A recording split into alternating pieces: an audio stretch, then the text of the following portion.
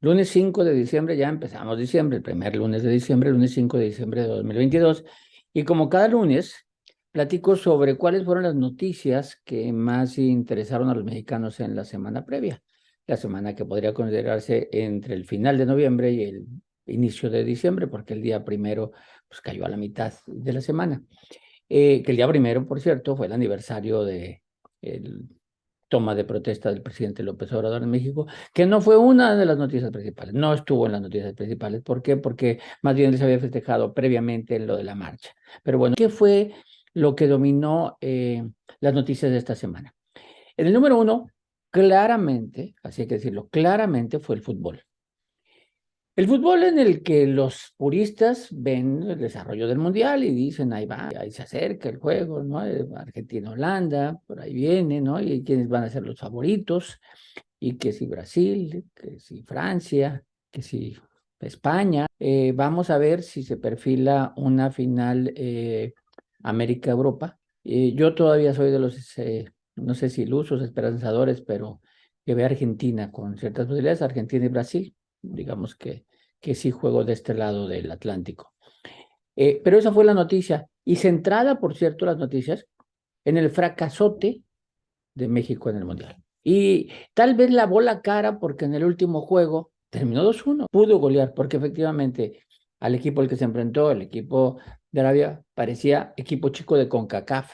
En su momento le ganó a Argentina, quién sabe cómo en su primera presentación, pero después fue un fracaso. Y lo que presentó ante México, no tuvieron ninguna aproximación, un cabezazo por ahí fuera en el primer tiempo y párale de contar. O sea, pudimos haber goleado y pudimos haber calificado si goleábamos, pero no, se acabó en un fracaso. Y el fracaso tiene que ver no con el Mundial, con todo el proceso de calificación, el proceso de a quién mandaron. O sea, jugadores que no tenían nada que ver más que el interés comercial, tal vez. Creo que se han hecho ya muchos análisis. Yo no soy para quien para hacer análisis, pero sí soy de los decepcionados porque, como bien dijo en un editorial Denis Merker, el fútbol todavía es de los temas que nos unen sin importar región del país, sin importar simpatías políticas, sin importar nivel económico, sin importar nada. El fútbol es un tema que nos une, ¿no?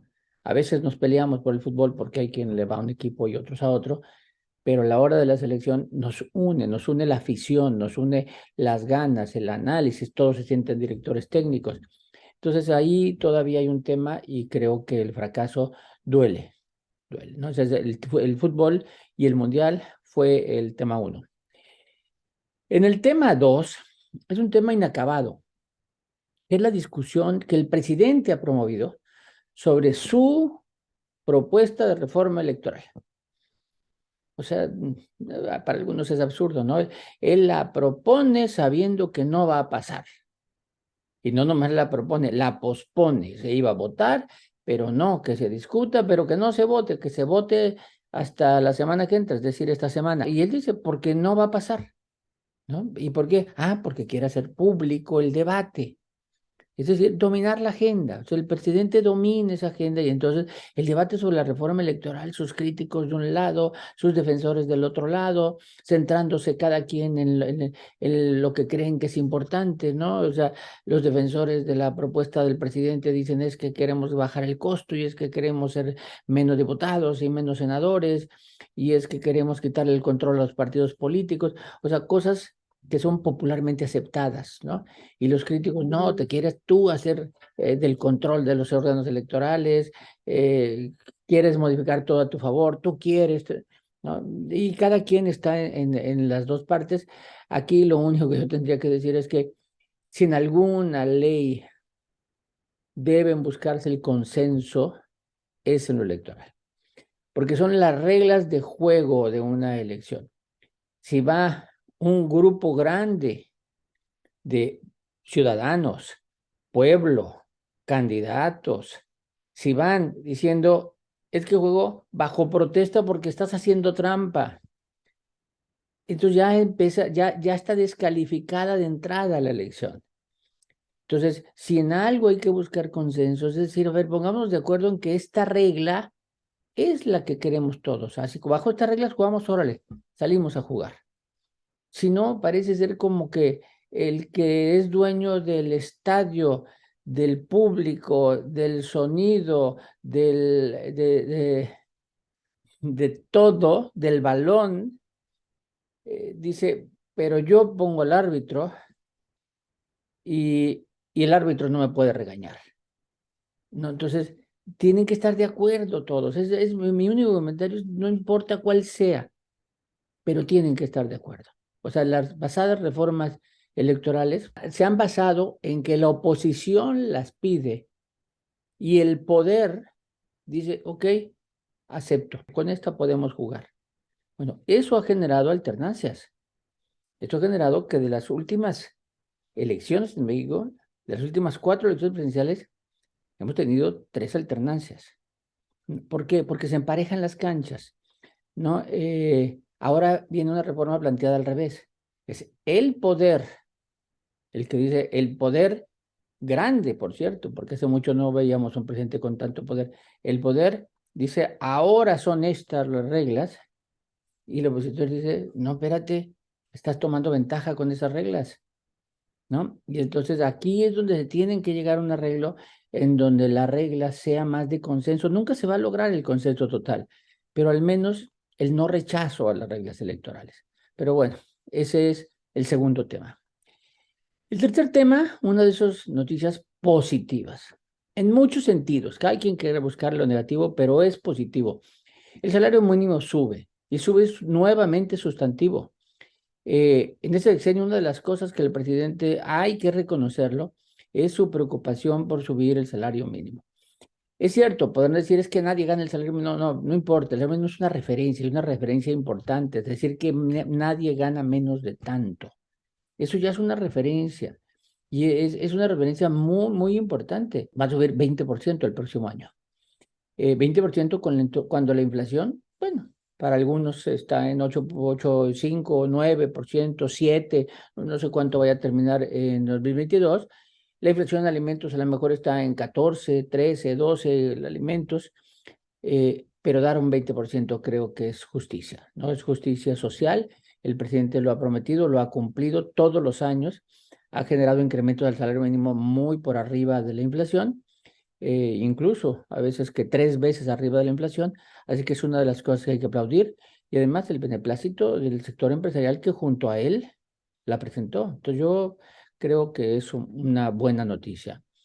Y el cuarto, mientras la tercera fue una muy buena, la cuarta es una tragedia completa. En Durango, muertes de mujeres por meningitis, ocasionadas desconocidamente por algo que puede ser medicamentos, instrumentos, anestesia, pero no de un solo hospital, de varios hospitales, lo cual tiene que ver con que es algún proveedor, algo, y nadie da la cara. No es un problema de este gobierno estatal. ¿Por qué? Porque parece que vienen las infecciones desde antes. Los potencialmente afectados puede llegar a cientos. Hasta ahorita hay muertos, estaba por llegar a 20, ¿no? Pero había varios en estado de coma. Es una verdadera tragedia. Gente que iba con toda la buena fe, que se endeudó, que se sigue endeudando, que vive precariamente y que iba confiadamente a un hospital diciendo, aquí sanan, aquí puede tener el hijo, aquí le pueden resolver este problema, y salen muertos, salen en coma, en una vida que destrozan, una verdadera tragedia. Y los gobiernos, tanto el gobierno de la República, López Obrador se hace como que no, y ahí Gatell ve para allá, no me los traigas para acá, no quiero tener este problema, no quiere que le pegue, y entonces no tiene nada que ver el gobierno federal, según ellos. El gobierno estatal diciendo así me lo heredaron, ya venía. Aquí hay un problema del sector salud, llámese como se llame, pero hay un problema que implica muertes, responsabilidad, delito, tal vez, pero aquí sí es una gran tragedia, ¿no? Así como el salario mínimo era un aplauso, las muertes por meningitis, muchas lágrimas. Aparte de eso, ¿qué noticias podemos haber visto? pues por ahí tangencialmente la FIL de Guadalajara, que siempre es algo de noticia, pero ahora llegó la mañanera. Llegó la mañanera porque el presidente les llamó como un foro del conservadurismo, un foro de los enemigos de él, ya lo volvió enemigo, ¿no?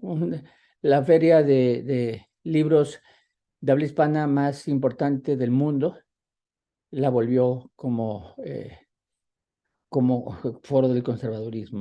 Recuerda mucho aquella frase de uno de los empleados de su gobierno donde dice que leer, ¿no? Casi que leer era burgués, leer por diversión, leer por gusto. Y otro, pues las secuelas de la marcha del día 27, que llegó hasta los festejos del día primero, donde el presidente decía, este es el verdadero pueblo, y el día primero soy de los más populares del mundo, el segundo más popular del mundo, lo cual es falso, ¿no? Es el segundo lugar en aprobación de un grupo de 13 que alguien mide, que ese no es el mundo es mucho más amplio que 13 líderes, pero listo, soy el segundo, y sí, efectivamente es el segundo de ese grupo de 13 líderes, no es el segundo, sin embargo no tiene una mala aprobación, tiene una muy buena aprobación, y sí es de los mejor aprobados del mundo, no el segundo. Gracias, Jorge Campos, estas son las noticias más importantes de la última semana de noviembre y primera de diciembre, presentadas como cada lunes, hoy 5 de diciembre de 2022.